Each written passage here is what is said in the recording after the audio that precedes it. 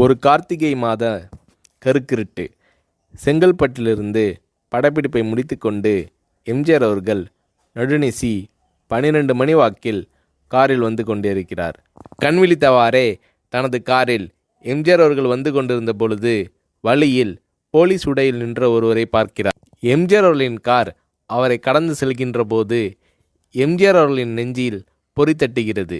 ஆள் நடமாட்டமே இல்லாத இந்த அர்த்த ராத்திரியில் அந்த போலீஸ்காரர் பஸ்ஸுக்காக காத்து நிற்கிறார் என்பதை எம்ஜிஆர் அவர்கள் புரிந்து கொள்கிறார். உடனே தனது டிரைவரிடம் காரை நிறுத்த சொல்கிறார் எம்ஜிஆர். கார் பின்னோக்கி வருகிறது.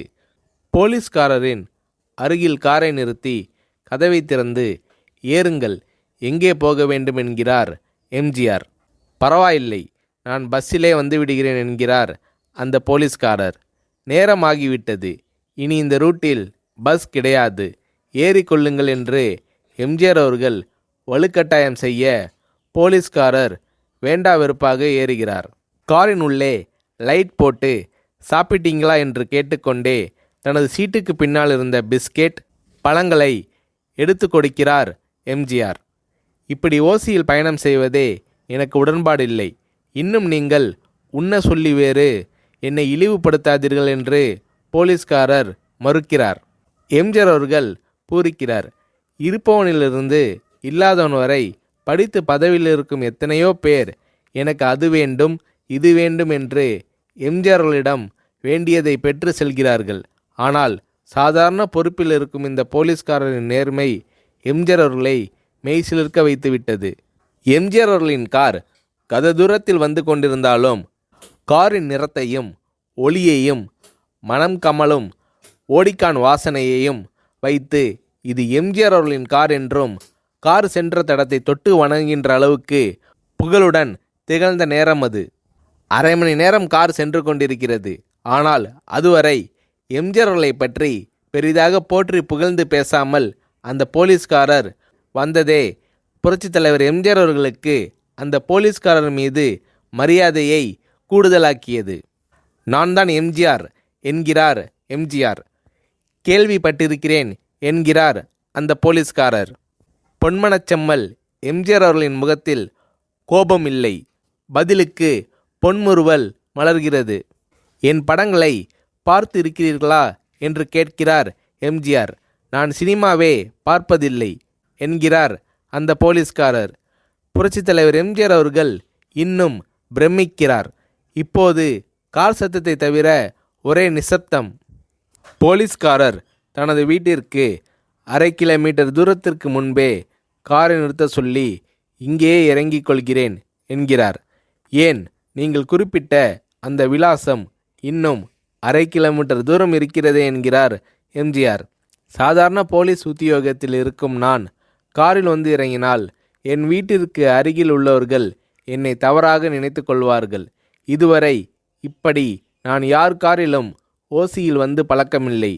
நீங்கள் எவ்வளவு தூரம் செய்த உதவிக்கு நன்றி என்கிறார் அந்த போலீஸ்காரர். புரட்சித் தலைவர் எம்ஜிஆர் அவர்கள் அதற்கு மேல் எதுவும் பேசவில்லை. அவர் எந்த போலீஸ் ஸ்டேஷனில் பணிபுரிகிறார் என்பதை மட்டும் கேட்டு தெரிந்து கொண்டு கிளம்புகிறார். அடுத்த நாள் செங்கல்பட்டு போலீஸ் ஸ்டேஷனுக்கு ஃபோன் செய்து நான் எம்ஜிஆர் பேசுகிறேன் என்கிறார் எம்ஜிஆர். ஃபோனை எடுத்த டிஎஸ்பி உதறலோடும் உற்சாகத்தோடும் தலைவரே வணக்கம் என்கிறார்.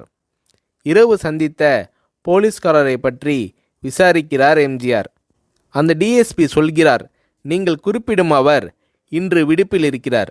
அவர் கையூட்டு வாங்காதவர், கடமை தவறாதவர், காவல்துறையின் நேர்மைக்கு இவரே இலக்கணம்.